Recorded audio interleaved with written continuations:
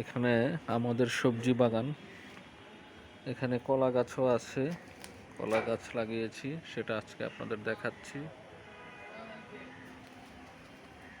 কচু গাছ, আচ্ছা আসলে এখানে একটা কাঁঠাল গাছও আছে, একটু পুরনোই, তবে ডালপালা তেমন ভালো নাই।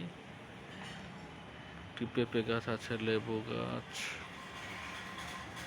গাছ আছে। তবে আসলে যে আশেপাশে কবুতর থাকে, তো কবুতরে নোংরা করে ফেলেছে গাছটাকে।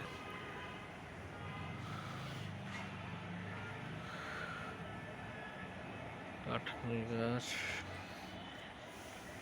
এখানে আছে একটা তুলসী গাছও আছে, কারণ ঠান্ডার দিনে ঠান্ডা লাগলে জন্য এটা খুব উপকারী, এজন্য এটা লাগানো হয়েছে।